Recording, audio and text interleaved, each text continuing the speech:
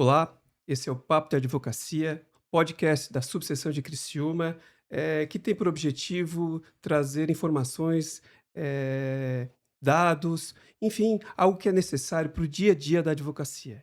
Ele é dedicado a toda a advocacia da nossa subseção e também para toda a advocacia do Brasil, por que não dizer. Meu nome é Moacir Jardim de Menezes Neto, sou presidente da subseção de Criciúma, eh, e hoje nós temos uma mesa, bastante importante. Uma mesa composta por advogadas e advogados, que têm um serviço enorme para a advocacia e também para a sociedade. Temos hoje a doutora Salete Somariva, que escreveu um capítulo muito importante para a advocacia da nossa subseção e a advocacia catarinense. Além disso, dedicou-se por um bom período ao Tribunal de Justiça, ao Poder Judiciário, como desembargadora do nosso Tribunal de Justiça do Estado de Santa Catarina, e também tem uma militância importante e extremamente relevante em defesa das mulheres, participando, inclusive, atualmente, de comissões de combate à violência contra as mulheres. Foi a primeira presidente da subseção de Criciúma, foi desembargadora também no nosso Tribunal de Justiça. Doutora Salete, muito bem-vinda ao nosso Muito programa. obrigado, presidente. Para acompanhar esse episódio, estão presentes aqui nessa mesa a doutora Rosana Guimarães Correia, que tem grandes serviços de advocacia, já foi vice-presidente da nossa subseção, delegada de Caixa, eh, membro do Conselho da Caixa de Assistência dos Advogados e hoje ocupa uma cadeira representando aqui a nossa subseção no, no Conselho Seccional de Santa Catarina. Muito bem-vindo. Boa tarde, presidente. É uma honra estar com vocês hoje. Também ocupa essa mesa o nosso sempre presidente, doutor Rafael Búrigo Serafim, que já foi presidente da nossa subseção, foi tesoureiro da Caixa, né? Fui secretário-geral adjunto da Caixa. Secretário-geral adjunto da Caixa, tesoureiro da seccional, foi delegado da Caixa, hoje é conselheiro estadual, além disso, controlador-geral do OAB Catarinense. Muito obrigado, doutor, pela sua presença. Obrigado pelo convite, presidente. Doutora, o que representa para a senhora essa medalha e receber essa medalha João Batista Bonassis? Na verdade, aliás, eu queria primeiro cumprimentar todos essa mesa muito seleta hoje, né, que está aqui composta pelo nosso presidente da subseção, doutora Rosana, conselheira estadual, doutor Rafael, também conselheiro estadual, né? Então, eu diria inicialmente que é uma grande honra fazer parte desse grupo que tanto tem se dedicado na luta pela OAB cotidianamente por anos a fio. Essa medalha é muito representativa. Aliás, quando eu tomei conhecimento de que essa medalha ela é uma das maiores honrarias que um advogado pode receber e que são, assim, conferidas a poucos advogados por ano, se não me engano, 2 ou 3, né, a honra foi maior ainda. E a minha honra também, e isso eu gostaria de dizer e vou dizer sempre, foi por ter sido indicada pela subseção de Criciúma, pelo nosso presidente, que teve como relatora a doutora Rosana Guimarães. Ambos me emocionaram muito com suas posições, com o relatório, e eu me senti realmente gratificada. E eu fazendo assim, revendo a minha vida na advocacia e mesmo depois no Tribunal de Justiça, eu senti que apesar dos obstáculos, apesar das grandes dificuldades que a gente enfrenta, porque ser presidente da OAB, ser desembargadora, exercer vários cargos também no tribunal, não é uma brincadeira, não é uma passagem, algo que fica na história simplesmente por ficar. Nós, operadores do direito, estamos à frente da OAB, à frente do Tribunal de Justiça, temos que fazer história. E essa história é feita através do trabalho, da abnegação, da resiliência e principalmente do amor à classe. Então, eu queria deixar, antes de tudo, meus agradecimentos ao nosso querido presidente, à doutora Rosana, ao doutor Rafael, e dizer que conheci um pouquinho da história também, do patrono dessa medalha, foi um advogado incrível, né? que marcou a sua época. E eu acho que em cada homenagem que um advogado recebe nessa medalha, há uma deferência para ele também. Só alegria, emoção e reconhecimento eterno a todos. Obrigada. Doutora, eu agradeço, enfim, o seu reconhecimento, mas assim, saiba que isso é resultado da sua história, né? E até perguntando ao doutor Rafael, enfim, tem uma grande história, também tem uma história na OAB. E professor, qual a importância de preservar a história da OAB, principalmente da nossa subseção, considerando até que estaremos no ano que vem completando 50 anos de história, né? Eu acho que homenagens, elas representam, sobretudo, reconhecimento e afirmação de força. Quando se estabelece uma homenagem dessa natureza, né, eu acredito que seja a primeira advogada inscrita na subseção de Criciúma que recebe essa medalha, ela demonstra uma trajetória vencedora, né, seja na advocacia, foi a primeira mulher presidente da nossa subseção e também a primeira mulher galgada ao cargo de desembargadora pelo 5º Constitucional da Advocacia. E reconhecer isso é homenagear uma história e projetar futuro, para Seu dizer que exemplo, isso é né? possível, né, que todos podem realizar isto. Né? Eu lembro da doutora Salete, quando advogada ainda, não era dona de uma grande banca de advocacia gigante. Tinha ali o seu escritório, modesto, em qual trabalhava com muito afinco e muito amor à profissão, e mesmo assim venceu. Não precisou ter um sobrenome prévio, não precisou ter uma grande banca para vencer, para chegar lá. E eu acho que esse é um grande exemplo, sobretudo, para todo advogado e toda advogada que, trilhando um bom caminho, se dedicando à advocacia, se dedicando à OAB, se dedicando às causas que enfrenta e que se colocam à disposição, é viável, é possível chegar lá. Eu acho que, então, isso reafirma de uma forma muito, muito importante esse caminho, esse legado que ela constrói e deixa, né, e absolutamente merecedora dessa medalha, né, que recebeu, porque faz parte da história, né, consolida este nome, não só dela, obviamente, mas também da advocacia do interior, da advocacia da nossa subseção. Então é com muita alegria que a gente pôde acompanhar no dia da votação da, da medalha, da relatoria da doutora Rosana, que está aqui conosco, também pegando a fala e demonstrando esse momento, essa importância daquilo que ali, o simbolismo de um momento dessa natureza. Ele é grandioso, não só para a homenageada, sem dúvida alguma, mas também para a advocacia e para a nossa subseção, presidente. Pegando já um gancho, falasse que a doutora Rosana foi a relatora, né, do voto, e foi aprovado por unanimidade no nosso conselho, aprovando a medalha, né. Doutora Rosana, no estudo da carreira da doutora Salete, eu sei que conheces ela há muito tempo. Qual foi, assim, a importância, o que marcou mais nesse estudo para elaborar o voto e o que tu tira de mais importante, ou vários episódios mais importantes, nesse estudo da carreira da doutora Salete?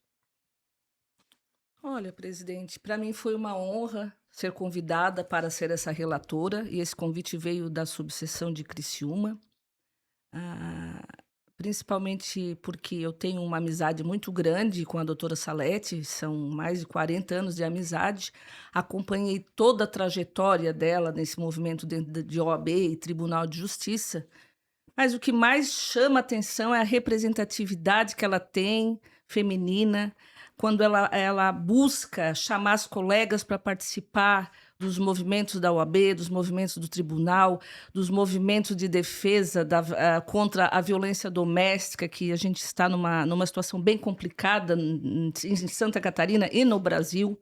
Nós somos um país que mais mata as nossas mulheres. E a doutora Salete tem uma participação muito grande nisso, porque ela trabalhou numa área no Tribunal de Justiça voltada à violência doméstica contra a mulher. É importante. Então, ela tem uma representatividade não só para Criciúma, mas para Santa Catarina. E isso também expande ao Brasil, porque ela chegou ao CNJ com campanhas maravilhosas. Campanha do Sinal Vermelho, onde as vítimas poderiam chegar em qualquer estabelecimento comercial com um sinal vermelho na mão e pedir socorro.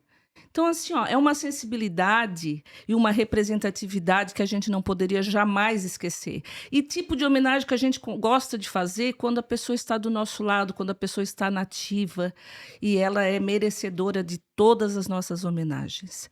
Acompanhei toda a sua trajetória e toda a sua dedicação e a sua. ah, Como é que eu vou explicar? A sua representatividade também junto do meio, desde o início. Hoje temos mulheres dentro da OAB maravilhosas, presidentes, conselheiras, e todas elas têm a senhora como inspiração.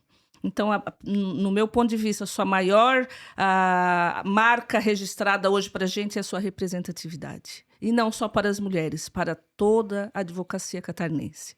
Muito obrigada, doutora Rosana. Professora Salete, a senhora foi presidente por 2 mandatos Por aqui da 2. nossa subseção, Por 2. entre os anos de 93 e 94. Isso. 97, perdão. 97. E como é que era a OAB naquela época? Como era a nossa OAB aqui da nossa subseção? E quais eram os maiores desafios que se via naquela época? Na verdade, presidente, nesse período em que eu fui presidente da OAB, por 2 vezes nós tivemos muitos problemas. Muitos problemas mesmo. Eu até não vou nem mencionar, mas o objetivo principal da OAB que eu sentia naquela época era a integração dos advogados, porque os advogados estavam um pouco separados da instituição. Eram advogados, tinha sua inscrição, e a instituição era instituição e tinha seus projetos, e os colegas normalmente não participavam. Felizmente, como falou a doutora Rosana, e eu diria assim que eu estava bem assessorada na época, com o doutor Ivo Carminati, a doutora Mira, o doutor David Skoski, eles ajudaram a carregar o piano. Então, nós conseguimos trazer toda a classe, ou quase toda, para a OAB. Criamos comissões as mais diversas, inclusive a mais importante que eu reputo foi a Comissão de Direitos Humanos, que na época foi capitaneada pelo Dr. Walter Ney de Sara. E a doutora Rosana e o doutor, não sei se o doutor Rafael também lembram, né? Ela trouxe não só a OAB como instituição, mas toda a sociedade criciumense. Havia movimentos na praça, a sociedade criciumense estava lá, aplaudindo a OAB. Eu vi muita gente mesmo, e não é brincadeira, dizendo, nossa, até hoje eu não sabia o que era o OAB. Eles diziam OAB. Eu até achava interessante, né? Eles não tinham ouvido falar na OAB. E a OAB, então, teve aquela representação, então, aquelas várias comissões dos direitos humanos que participavam de um promotor, eu não lembro, não lembro agora, com vários colegas, iam ao hospital de crianças, as crianças amarradas, sem comer, e eles ficavam lá, participavam, tinham aquela participação, desamarravam as crianças, chamavam o médico.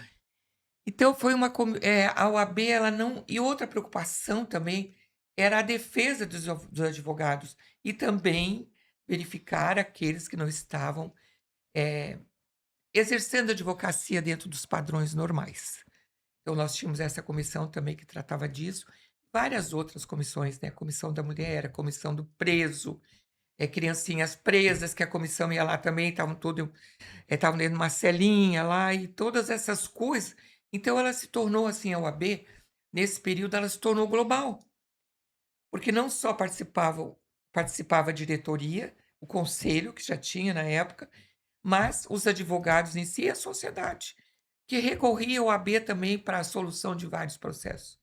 Então, eu acho que a nossa gestão, junto com a diretoria, junto com o conselho, a Rosana teve uma participação efetiva em todos os movimentos da OAB, sabe, do judiciário também, que ela trabalhava no fórum, nos auxiliou muito. Então, nós tivemos o auxílio de juízes, promotores, em algumas decisões que tivemos que tomar. Então, por isso que eu digo hoje, eu sentindo o peso dessa medalha, a honra que ela me dá, a alegria, eu penso que, por mais difícil que tenha sido, tudo valeu a pena.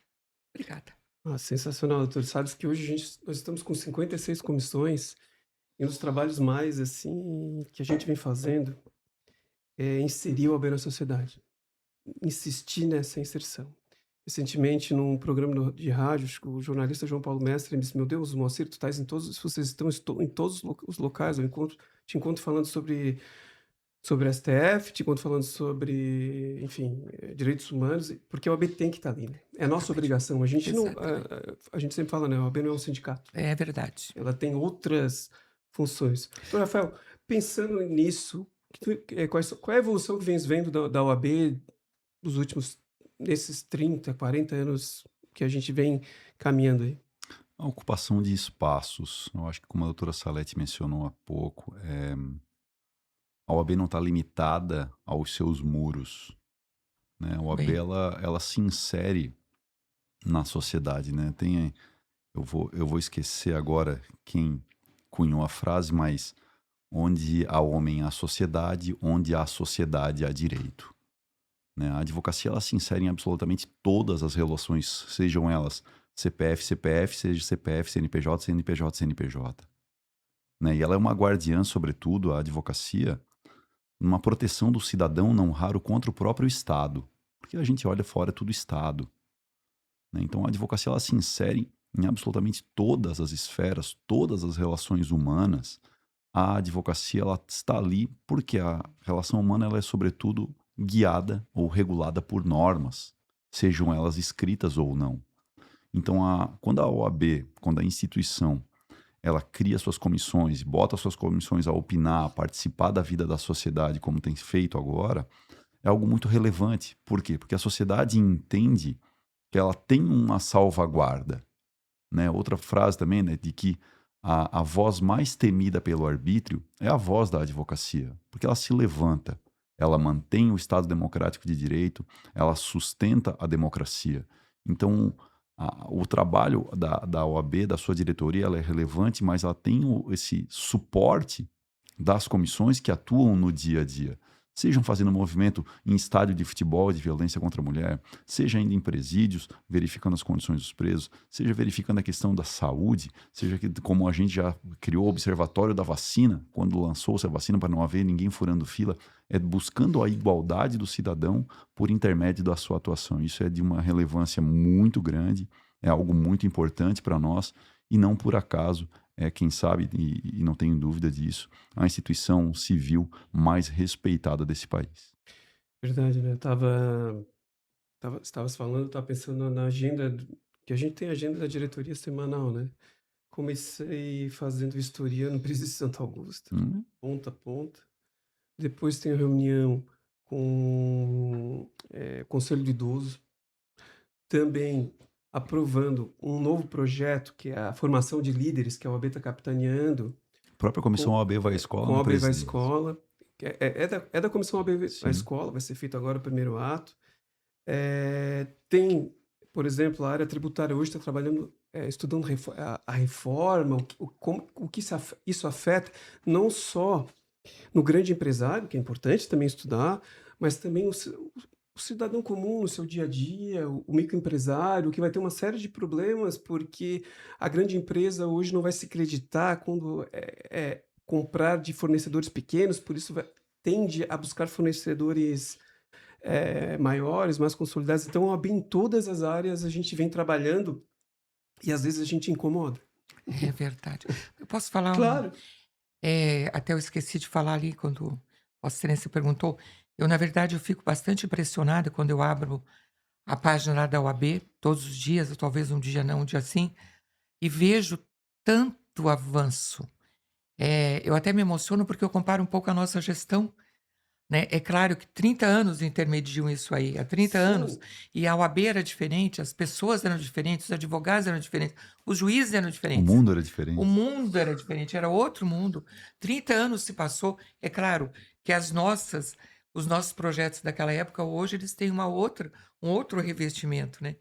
Mas eu fico impressionado porque, ao mesmo tempo que se vê que está se falando sobre AI, ou sobre que muitas pessoas de Florianópolis vieram sim. assistir aquele curso, até uma desembargadora disse para mim que tinha pedido para a filha vir, a desembargadora Soraya, e Sim. tantos outros Carol. eventos que hoje até eu não sei o que na verdade, Sim. a matéria é meio difícil para mim, né? Quer dizer, claro, eu sei o que é agora sobre esse que eu vi, que é sobre finanças, alguma Uhum. coisa. E até pensei em fazer, acho que vou fazer, porque são 30 anos que me distanciam disso. Quer dizer, eu fiquei em cima de processos, de problemas, de soluções, e a gente deixou um pouquinho. Então, eu queria parabenizar toda a diretoria, os conselheiros estaduais, também pelas iniciativas que estão sendo tomadas. A OAB está sendo chamada, está participando, e é um período difícil, porque as pessoas também estão assoberbadas, e aquele período pós-pandemia que todo mundo, né, já não é o mesmo de antes. Sim. Não, doutora, pós-pandemia, pós-Copa do Mundo e pré-eleição, uma eleição super polarizada. E aí, né, pegando esse gancho, doutora Rosana, o que tu achas que fica como essência? Sempre a gente teve como essência, mas quais são as principais mudanças que tu vens observando na advocacia e na OAB nesses últimos 30, 40 anos de nossa história? 50 anos. É uma modificação Tal, imensa, né? né? A gente Imensa. saiu de um estágio analógico para um estágio virtual É. e a gente participou, aqui os 4 posso dizer que participamos de toda essa transição. Porque na época a gente ia ao fórum, o controle dos processos eram em fichas. Anotada a movimentação processual em fichas, por ordem alfabética e colocada nos escaninhos. Hoje é processo virtual. Hoje tu consegue fazer uma audiência do teu escritório, tu consegue atender um cliente online pelo teu escritório, tu não precisa sair, tu consegue viajar e trabalhar de qualquer lugar do mundo, graças a Deus. Então, assim, ó, há uma diferença muito grande. E positiva, a ordem ela disponibiliza esse aprendizado, esses cursos para a advocacia de todas as idades, a advocacia jovem, o sênior. Então, assim, ó, ela consegue perceber a necessidade que o advogado tem de estar sempre atualizado. Porque se o advogado não está atualizado, ele não consegue trabalhar. Não Hoje consegue. em dia tu tem que Não. estar. Então, isso facilita muito e a ordem faz esse tipo, ela disponibiliza esses estudos para a nossa classe. É fantástico. Ela Fantástico. democratiza Ela o acesso à democratiza, informação. sim, Eu acho que sim. talvez É essa verdade. seja hoje uma das principais bandeiras da instituição. Exato. É E democratizar o acesso à informação e ferramentas tecnológicas para facilitar o exercício profissional. Porque se a instituição não auxilia, o grande escritório, o escritório consolidado, gera uma vantagem contra aquele menor. Sim. Então a OAB ela faz o quê? Ela disponibiliza cursos, palestras, informações e ferramentas para dizer: vocês vão largar do mesmo local. E dali em diante, é claro, cada um vai se aprimorar, vai buscar informação, mas fornece a informação de um custo, ou às vezes zero, ou às vezes a um custo baixíssimo, permitindo que todos consigam realmente galgar seu espaço dentro da profissão. Vai. o que mais me chama a atenção, presidente, e para a advocacia assim, é fantástico, são os escritórios compartilhados, que a CASC disponibiliza, a OAB disponibiliza. Então, cada subseção que tem a OAB tem um escritório compartilhado. Então, hoje, o advogado não necessita de um escritório físico para trabalhar. Ele pode trabalhar na sua casa ou trabalha na OAB nos nossos escritórios compartilhados. E os fóruns também têm as salas da ordem que disponibiliza toda essa estrutura. Isso, no meu ponto de Isso. vista, é uma das coisas mais fantásticas do século. Mas tu sabe que quando a gente iniciou a gestão, a ideia é de só, vamos para a rua, não vamos ficar dentro do prédio. Não dá para ficar aqui dentro do prédio fazendo gestão de dentro do prédio, por meio de ofício. E a gente causou alguns incômodos, por exemplo, questionaram por que a OAB por que a OAB está indo na prova da OAB, isso não precisa ir, tá lá, por que tanto evento? Ah, porque eu nem tô sabendo, é tanto evento que eu não tô sabendo. Bom, primeiro que os eventos estão todos numa agenda e são divulgados, etc. Mas não é isso que na verdade, eu não quero prestar contas em relação a isso. Mas o que me chamou, o que mais me provocou, o que provocou a nossa diretoria a tomar esse tipo de ação, é porque esses sistemas todos são maravilhosos. E eu não tenho dúvida disso. Mas a gente não estava mais se encontrando. Uhum. Porque nós íamos no fórum toda sexta-feira, todo mundo se encontrava lá, ia todo dia, mas na sexta era o dia do estagiário, todo mundo ia para lá e se encontrava e criava uma relação. A sala da OAB era cheia, hoje não tem ninguém, tá? E aí a ideia é fazer eventos para que a gente se fale também, porque a gente perdeu isso. E aí a pergunta que eu faço para vocês três, apesar de toda essa evolução, apesar de tudo isso, vocês não sentem falta daquilo que nós tínhamos no passado? Eu não estou querendo voltar ao passado, porque não dá para voltar ao passado até. Vocês não sentem falta daquele calor humano que a gente tinha, essa conversa que a gente tinha? Na Nada. verdade... desculpa, pode Imagina, falar. por Doutora, favor. por favor. Na verdade, quando Vossas Excelências estavam falando, colocando da importância desse crescimento, né, deixamos lá de uma forma arcaica os processos, né, antigos, hoje já é através de outro sistema, hoje já temos outros sistemas de audiência, mas eu sinto muita falta. Eu sinto muita falta porque naquele tempo havia, e hoje eu diria que falta um pouco de humanidade. Exato. Das pessoas estarem próximas, nós estamos perdendo isso. É tudo por WhatsApp, é audiência por... Né, os juízes não nos conhecem mais, não nos conhecemos mais os juízes. Quando nós entramos e cumprimentávamos a sala, oi, doutor, tudo bem? Como está? Tá, hoje nós não temos mais isso. E faltou, eu acho, essa é a minha opinião, mas a opinião de uma pessoa que é advogada já há quase 50 anos. Nas audiências presenciais eram diferentes. Porque o juiz, aquele que tem habilidade, aquele que tem percepção, aquele que ele enxerga através, né, mais do que os A olhos, leitura a corporal. leitura corporal, Vocação, né? O sujeito que exatamente, o vocacionado, ele já sabia se o réu realmente estava falando a verdade. Se ele não tinha... Ele já fazia, ele já formava a opinião sobre a pessoa, sobre a testemunha, e hoje não tem mais isso. Concordo em grau, gênero Que e é, número.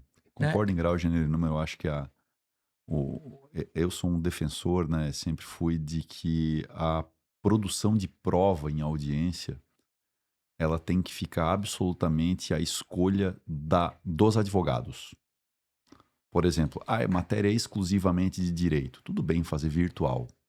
Envolve matéria de fato, matéria de prova. Fica a critério do advogado ou de vários advogados produzir essa prova presencialmente. São 10 partes, 10 advogados distintos. Um disser que quer produzir essa prova presencialmente, a prova precisa ser produzida presencialmente, porque faz diferença sim.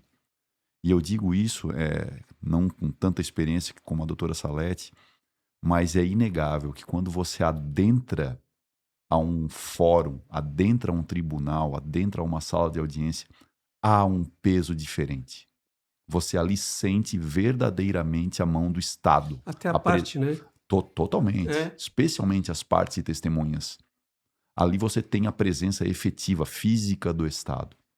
Não raro a gente já viu. É claro que isso são as exceções, mas a gente traz a exceção absurda para exemplificar. A gente já viu testemunha ou partes dando depoimentos, participando de audiência, sentado em rede.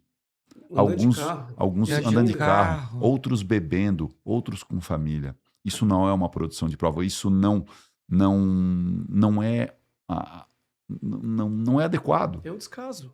Não há como você ver isso como adequado. Então, a produção de prova, não raro, na efetiva defesa de um direito, da produção de prova, daquilo que se pretende com um processo, tem que ser facultada sempre à advocacia a forma da produção da prova. O juízo 100% digital. Ele vai ser se nenhum advogado se opor. Se um advogado envolvido no processo disser eu não concordo com o juízo 100% digital, porque a produção da prova ela é sensível, precisa ser presencial. Por quê? Porque depois de ultimado o ato, e se a prova não ficou bem produzida em razão do meio em que foi produzida, gera um prejuízo ad eternum para aquelas partes.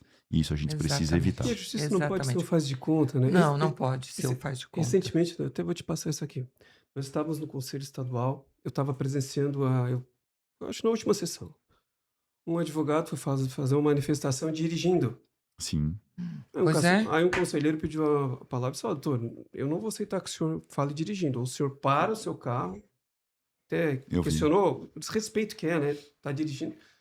E fala, porque nós não vamos ficar ouvindo o senhor dirigindo e falando. Isso é um descaso, né? Isso não É pode um acontecer. descaso. É um descaso com a própria justiça, é um Sim. descaso com a justiça, com o Exatamente. cliente, É com um todas crime, as né? pessoas. É um crime, né? Ele tá É dirigindo. Eu não vou, verdade. eu vou abstrair essa parte. crime. Aliás, Vou ele está abstrair essa- cometendo um delito.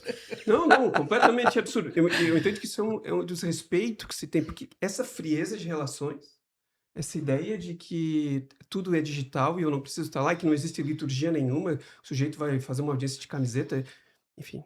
Já aconteceu até um fazer de sem camisa? Sim, Quando eu. sim.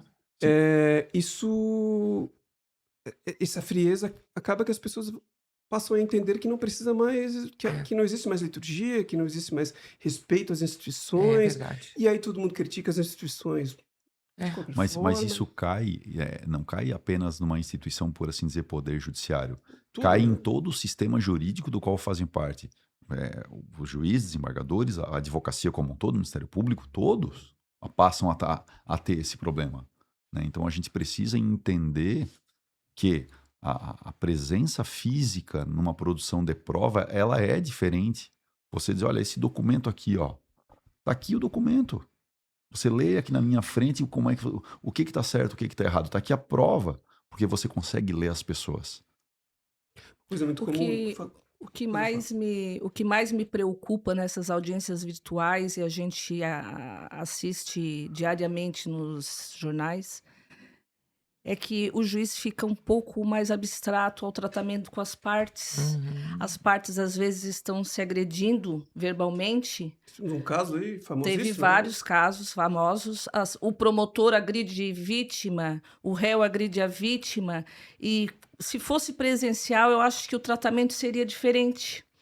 Como é virtual, a coisa passa assim meio Desapercebida, né? Protocolar, é um ato que tem que terminar, né? Então, assim, ó, eu acho assim que a própria segurança jurídica e a própria segurança das partes, ela fica um pouco comprometida, principalmente quando é vítima, né? Não vamos citar os casos aí que quem ouve sabe de quem que eu estou falando, mas é muito complicado isso. A vítima, num ambiente onde ela deveria se sentir extremamente segura, que é numa sala de audiência do seu processo, que ela foi vítima de violência doméstica ou vítima sexual, ela é agredida, ela é questionada como se ela fosse réu. Então, acho que, nesse ponto, o processo virtual e as audiências virtuais, elas ficam bem comprometidas. Concordo.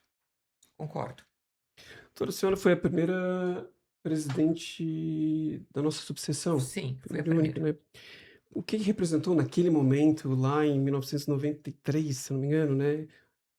3, né? 93, 94, Deixa eu ver, porque era, cacete aí. o mandato era 2 anos, depois 2 passou anos. para 3, né? Como é que foi naquela época? O que isso representou? As dificuldades? Como é que foi? Olha, na verdade, foi um momento assim épico, né? Não só para mim, como a primeira mulher, estava ocupando um cargo muito honroso com a presidência da OAB, né, de uma subseção, como para aqueles que estavam próximos, né? Mas felizmente eu tive muito apoio e nós conseguimos mostrar o nosso trabalho, a nossa dedicação. Mas são momentos emocionantes. É quando eu entro na UAB que vejo a minha fotografia lá de 30, 40 anos atrás, bem diferente de hoje. Mas eu fico emocionada porque sei que está ali, né, que vai ficar eternizado o nome de uma mulher que eu diria teve a coragem, na época, a coragem e a ousadia de se candidatar a presidente da UAB da subseção. Eu já tinha sido secretária 5 anos, uma eleição antes, de 88. Eu já tinha sido eleita secretária da OAB e depois, por 2 gestões, fui vice-presidente. Então, depois é que eu fui presidente. Então, eu já sabia dos problemas do judiciário, da OAB, da comunidade em si. Eu tinha conhecimento de tudo isso. Então, não foi tão difícil, porque nós tínhamos o conhecimento anterior pelos cargos ocupados, né? Preparação. Preparação, né? Preparação. Perfeito. Quando eu fui para o Tribunal de Ética, eu fiquei por 2 gestões e na terceira eu fui para o tribunal. Na UAB, na seccional, eu já tinha também muita experiência.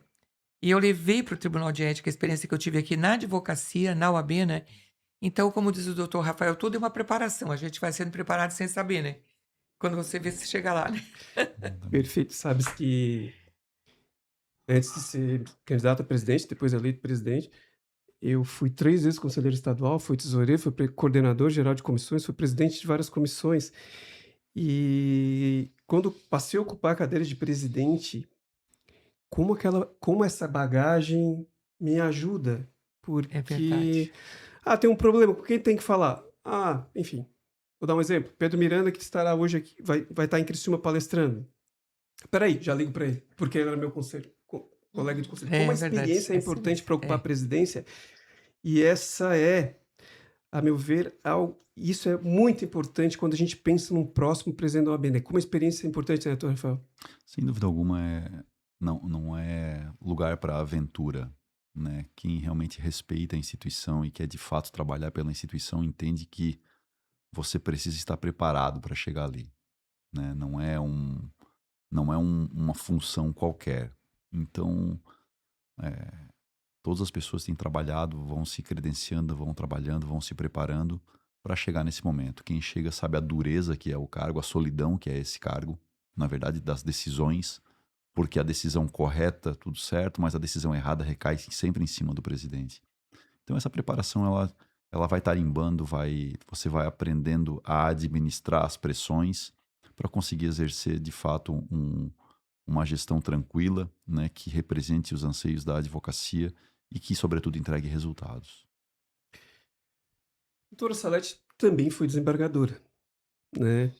Tu tivesse naquele momento de indicação, tu já estava aqui há muito tempo. Como é que foi? Como é que tu viveu aquele momento, aquele episódio? Depois eu vou perguntar para a doutora Salete os bastidores. A gente precisa saber os bastidores. Como é que foi? Eu acompanhei toda essa trajetória e o primeiro momento foi de tristeza e choro, porque era uma amizade de anos que estava se distanciando da gente. Na época a gente trabalhava no fórum. E era o sentimento que todo mundo, o início do sentimento era a tristeza, porque a gente estava Sim. perdendo uma colega, uma querida amiga, uma advogada que a gente podia contar em todas as horas. Sim. Ela fazia parte de todos os problemas, não só da UAB, mas do judiciário, do município, ela era muito consultada. Então, para nós, assim, o primeiro momento foi de tristeza. O segundo foi de orgulho, sem dúvida nenhuma, porque, primeiro, a gente conhece a competência dela, sempre conheceu. E saberia que essa amiga estaria longe, mas estaria sempre nos representando e sempre acessível como ela sempre foi, e não estaria só representando o Criciúma, estaria representando o estado de Santa Catarina, estaria representando as mulheres. Então, foi uma época de muito orgulho, ficou por 30 anos isso? 21 anos, foram muitos anos. E o que me chamou a atenção, depois que da aposentadoria dela compulsória, o número de vagas, né, Rafael? Que os colegas, quando abria o edital do 5º Constitucional, infinitas vagas que tinham e os advogados preenchiam essas vagas. Porque acho que na sua época eram 2, 3, você não tinha muita opção. Não tinha muita E eu lembro que depois... Era menos advogados, né? A ampliação do tribunal. Sim, né? mas ampliou depois o número de vagas. Mas assim, para o edital tem um número de vagas X, então isso eu percebi. A senhora foi uma inspiração, foi um ícone para os colegas, né? Entrarem em voos como o seu. E isso nos deixou muito, muito, muito orgulhosos, principalmente por representar a classe feminina, que com toda essa representatividade que a senhora tem, vai ter sempre. Acho que o tribunal dobrou de tamanho desde a sua entrada. Dobrou de tamanho. Né? Triplicou quase. Né? Eu fui a 40, né? Sim. Eu lembro que a senhora foi a segunda desembargadora, né? Porque a primeira foi a desembargadora Tereza Tang, que eu tive a honra de trabalhar com ela. Na época ela era corregedora e vinha muito a Criciúma, e depois, logo em seguida, a senhora. A desembargadora Tang, ela é uma grande mulher, né? Uma grande profissional. Ela se aposentou em 1990 e eu entrei em 2003. Então, 13 anos foi o tribunal foi extremamente masculino, né? Não tinha como. Então, eu fui a primeira a entrar depois de 13 anos, né? Poxa. Mas não senti nunca discriminação e preconceito nenhum. Foi maravilhoso trabalhar com eles. Tori, como é que foi essa transição? Uma hora tá trabalhando como advogada, militante, anos e anos defendendo a advocacia. Como é que foi essa transição para a magistratura? E é importante, né? Existem, inclusive no último quinto, se eu não me engano, tinha um candidato que dizia que ele vai ser o advogado dentro do tribunal. Não. Não é isso, É claro. Não, magistrado exatamente. Exatamente. que vai ser magistrado. Se ele quiser honrar a advocacia, é ser um grande magistrado, um grande desembargador. Acho que o Exatamente, mais importante é isso, né? exatamente. O meu sentimento, e da minha família, é claro, né, porque eles ficaram aqui e eu fui para Florianópolis, foi o mesmo que a doutora Rosana falou, foi inicialmente de tristeza, naquele momento de sem saber o que fazer, para onde ir, como fazer, como ir, né?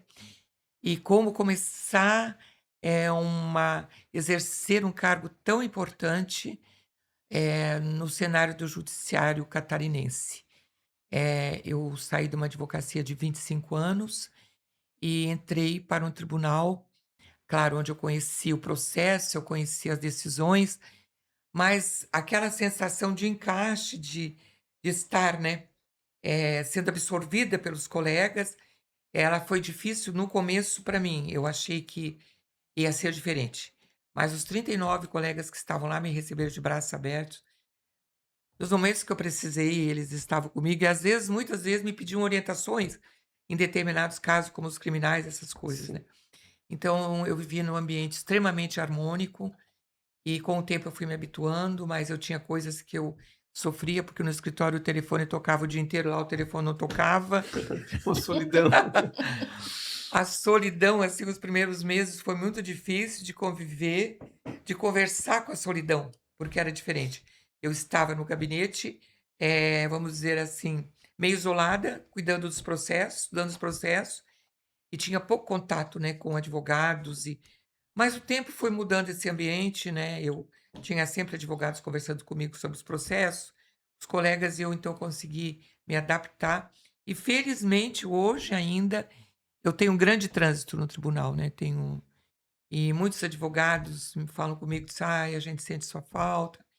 E eu diria que eu não ia ser, não fui advogada durante o tempo que eu estive lá, mas a bagagem da advocacia me Sim. ajudou muito, né? Sem dúvida. A bagagem da advocacia me ensinou que nós vivemos no mundo paralelo, que nós temos um mundo paralelo ao nosso e que nós temos que adaptar nossas decisões sempre dentro da lei e da Constituição, mas não esquecendo jamais esse mundo paralelo que viaja conosco.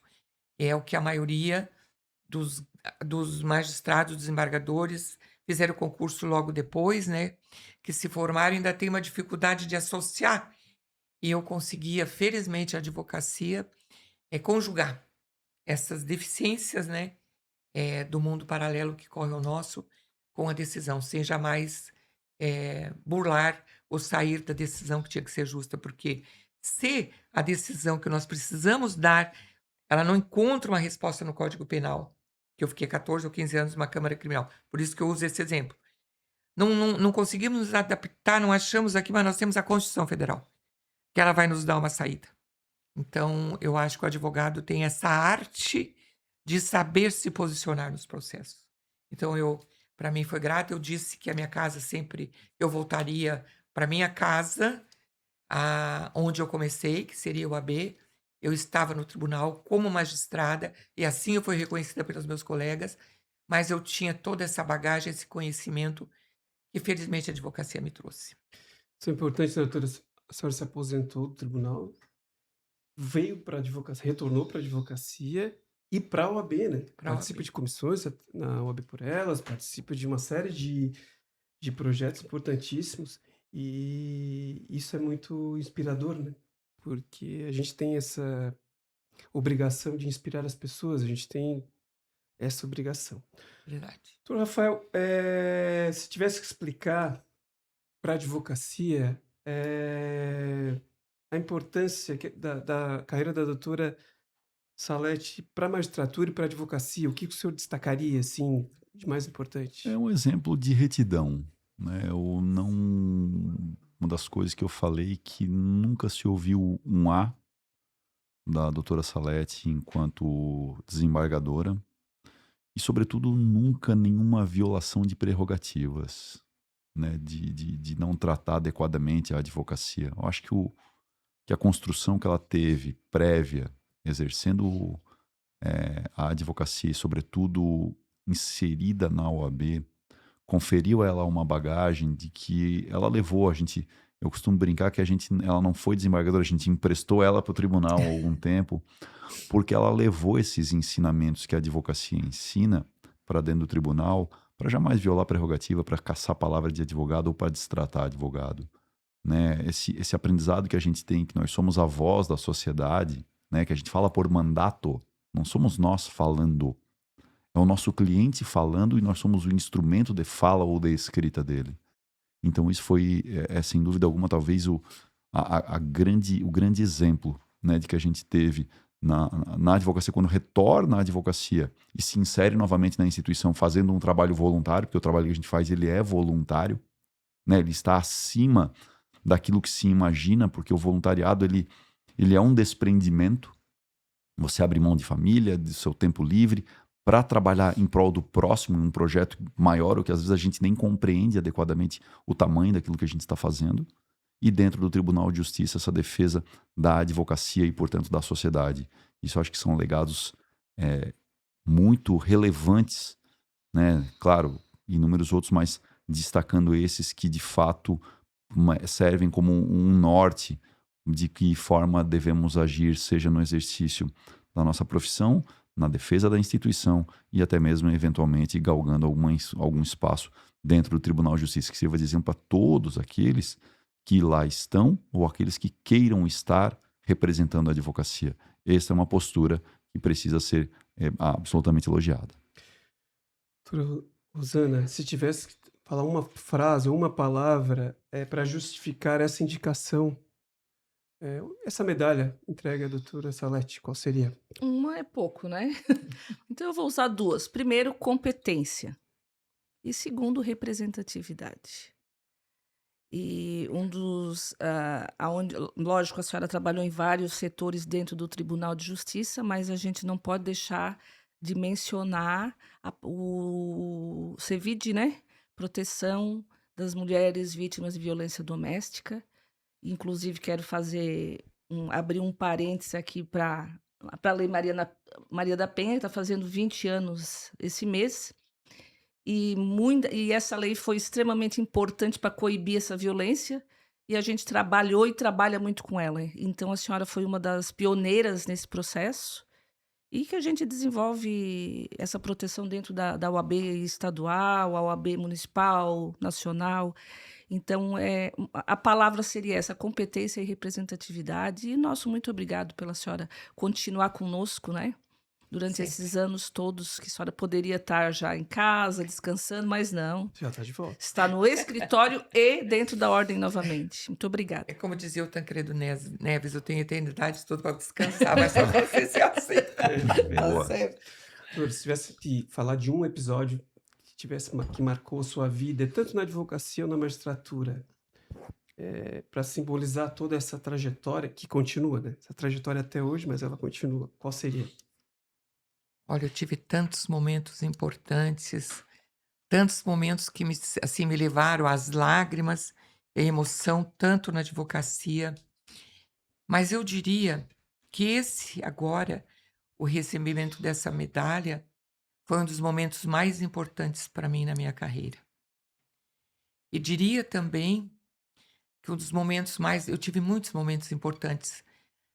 Na magistratura foi o dia que eu encerrei, um mês antes mais ou menos, eu requisitei a minha aposentadoria, e o tribunal fez uma homenagem para mim, e estavam quase todos os servidores do tribunal presentes, e eu recebi muitas mensagens lindas dos desembargadores, e quando eu fui fazer meu agradecimento pessoal, e eu disse que tudo tinha um começo e tudo tinha um fim, e que havia tempo para plantar e tempo para colher. E eu acho que naquele dia, vendo todos os desembargadores presentes e muitos advogados, eu senti realmente que eu estava colhendo alguma coisa. E me emocionou muito. E na hora que eu estava falando e fazendo meus agradecimentos, todos eles levantaram. E por alguns minutos eu recebi aqueles aplausos deles de pé. Aquilo foi emocionante. Eu também não consegui segurar as lágrimas, né? Mas eu senti, como eu já disse hoje, que tudo valeu a pena. As dificuldades, a doutora Rosana acompanhou, sabe bem, as dificuldades que eu às vezes ainda enfrento em função desse grande problema que assolou a nossa subseção, mas eu acho que tudo tinha sua época e tudo teve seu motivo, e acredito que nada acontece sem precisar acontecer, né. Mas eu vou citar um pequeno episódio que me aconteceu, que me emocionou também, foi num dos cursos, promovidos pelo AB, acho que era sobre direito criminal, estava o doutor Renato Boabá e de outros. E um advogado que não é daqui pediu a palavra e disse que ele ligou para o meu gabinete, precisava falar comigo, era uma sexta-feira. Eu não estava, não sei se eu estava em algum trabalho da Cevide, alguma coisa, e a minha assessoria deu o meu telefone particular para ele ligar sábado. Ele não acreditou, disse: "Não, mas ela não vai me atender sábado". E ele ligou, eu atendi e consegui resolver o problema para ele no sábado. Ele disse que isso ficou nos anais da história para ele, porque jamais ele tinha recebido esse atendimento. Daí eu senti que realmente eu não estava ali por acaso. Aliás, nenhum de nós está por acaso nos cargos que ocupamos. Tudo são missões. E que, mais uma vez, eu realmente senti que a advocacia e a magistratura são missões e devemos cumpri-las. Olha, excelente, né? Um exemplo maravilhoso para terminar esse episódio. Notem que é muito rápido, porque a gente vai conversando e ele é muito rápido. Eu creio que nós três estávamos nesse ato no Estavam, pleno. aham, Estava. Foi muito estavam. lindo mesmo. E condiz com a sua carreira, com a sua retidão, como falou bem o doutor Rafael. Eu gostaria de agradecê-la, doutora, por ter aceito esse convite para estarmos aqui hoje debatendo e contando histórias e lembrando da sua carreira e também da nossa subseção, porque elas se entrelaçam. Muito Sim, obrigado, hein? eu que agradeço. Eu só tenho que agradecer, só agradecer, tá? Esse momento é muito importante, assim como foram todos os outros que antecederam, com relação ao recebimento dessa medalha, e também pelo apoio que eu tive quando cheguei do tribunal. A doutora Rosana me ligou em seguida, e daí providenciamos a carteira e recebi a carteira com muito orgulho, e estou na minha casa novamente, tá? Mas o tribunal também foi a minha segunda casa, que eu vou respeitar eternamente. Mas estar de volta na OAB me volta a 1978, quando recebi das mãos do doutor João Bortoluzzi, na salinha da OAB, a carteira que veio, era só eu. Não teve nenhuma solenidade, só o recebimento, mas foi o marco inicial da minha história. Então, me reporta tudo isso e só tenho que agradecer a todos os advogados, ao senhor presidente, a conselheira Rosana, o conselheiro Rafael e a todos os demais que me apoiaram nesse momento. E eu jamais vou decepcioná-los, podem ter certeza. Muito. Obrigada. Doutor Rafael, lhe agradeço muito também pela presença e espero contar com o senhor também para outros episódios. Está sempre à disposição, presidente. Agradeço o convite. É uma honra participar de uma mesa com essa representatividade, como falou a Rosana, com essa história toda. E é só momentos de engrandecimento, sem dúvida alguma. Doutora Rosana, muito obrigado. Da mesma forma, agradeço e espero contar com a sua presença em outros episódios. A gente tem aí vários episódios para fazer ainda. Sempre à disposição, presidente. Sabe que uma vez OAB, sempre OAB. E quero parabenizar por esse excelente bate-papo de advogado. Eu acompanho nas redes sociais, vocês estão de parabéns. Aproximar a advocacia e os problemas da advocacia com a sociedade cada vez mais, isso é muito importante, dá uma segurança jurídica, tá? E eu agradeço e estarei sempre à disposição. Muito obrigado. Eu vou passar para o Radar OAB nesse mês de agosto. Nós temos uma agenda muito cheia de eventos e eventos muito bacanas. Ontem mesmo, a Fran, que é a nossa assessora de imprensa, estava dizendo: Meu Deus, vocês têm tantos eventos esse mês, não dá nem para acompanhar, porque exatamente nesse momento que nós estamos gravando, tem um pessoal gravando no estádio para fazer um movimento da violência contra a mulher e vai ter outdoor, vai ter participação no jogo do Criciúma, vai ser um grande movimento. Mas nesse mês, além de todas as palestras, tudo isso está no nosso Instagram, site. Nós teremos a feijoada da OAB no dia 29 de agosto, no Royce. Convido a todos para que participem com família. Vai ser uma feijoada família, com espaço para crianças, para que os pais levem os seus filhos. E é uma feijoada muito tradicional. Ano passado a gente fez baile, esse ano feijoada, e no ano que vem, que é o ano do cinquentenário, a gente pretende fazer o baile e feijoada. É ousado, mas a gente pretende, né? Esse foi o Papo de Advogado. Lembrando que nós temos 2 episódios ao mês. O primeiro é o Papo de Advogado, o segundo é o Direito de Saber. O Direito de Saber é mais direcionado à sociedade. É um episódio que a gente traz pessoas até de fora da advocacia para falar de sua trajetória, dos trabalhos que vem fazendo. É bem interessante. O próximo vai ser gravado aí nos próximos dias. Acompanhem os nossos episódios. Lembrem do nosso Instagram, que é o @OABCriciúma. Acompanhem os canais da OAB e agradeço a todos e até o próximo episódio. Muito obrigado.